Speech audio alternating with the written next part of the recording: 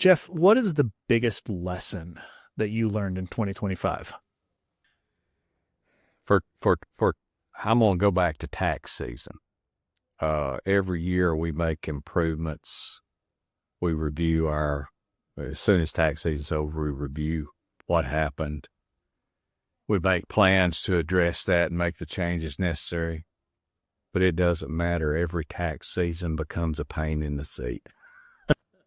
So you say you're just constantly relearning that lesson? Absolutely. Every year. I keep telling myself next year's tax season is going to be better.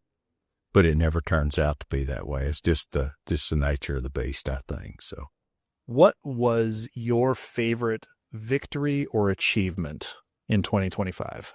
We, as a firm, never actually have had a practice management system.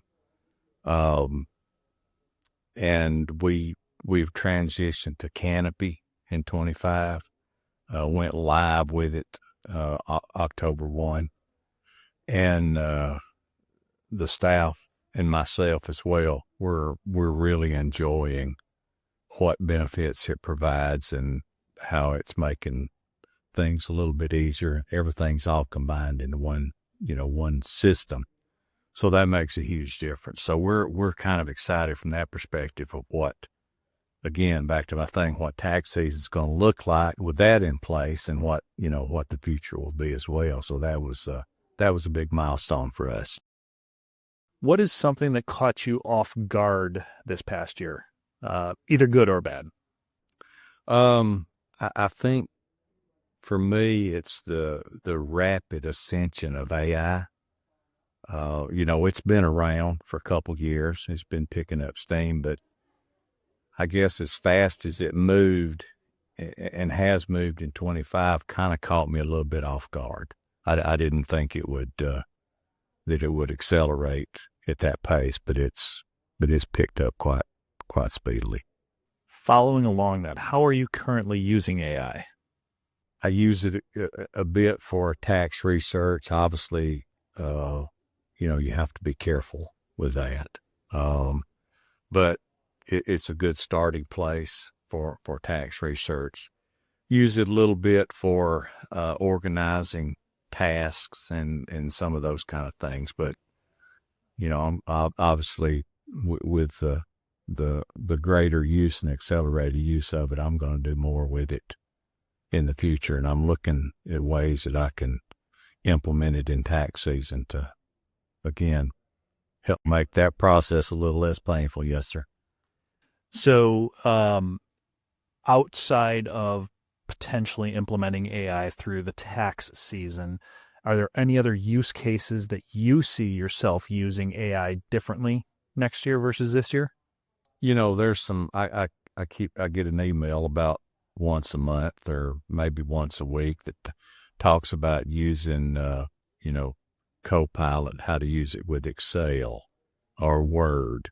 And I just haven't taken the time to dig into that to see what benefits it'll provide in using those applications. But I use Excel a good bit, use Word a good bit.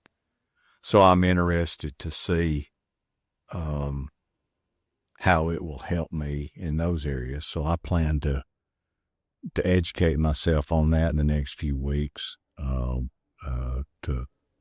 get better at using Excel and Word and maybe some other things as far as organization and I do a lot of things with to-do lists, not only professionally but personally as well. I always have things that I need to do, and I understand that AI is pretty good about assisting you with those. So those are some things I plan to do. Is there anything about AI that scares you currently? There's so many variations of it, so many versions of it, and knowing whether or not, maybe I should say not knowing whether the, I guess what platform it's built on and what information it's been fed, whether it's accurate or it's usable. Those kind of things are a little bit concerning. What is a trend or change that you are predicting for the profession in 26? I think back to the AI thing, I think we're going to see AI used quite a bit on the input preparation side of the tax processing. I some of there's some applications available now, and there's another one or two that are coming that hold a great promise in that arena. So I think that's the big thing. I think your leading edge firms are probably going to test that out to see how that works. And, if they're successful with that, it's going to make my tax season easier. It'll transform future tax seasons. Is there a potential change in 2026 that you fear would be detrimental to the profession? I think if we look at, back to the theme of AI, I think if we look at AI to be our panacea, that's going to be a problem. We're still going to need personnel. We're still going to need their expertise. And I just don't see AI being able to replace that. And I hope in our profession that the smart people look at it and say it needs to be as a tool, as an added tool. And it is a great tool. It can be a great tool. But we don't need to look at it from the perspective of, we need to replace staff with that kind of thing. And I hope we don't get there.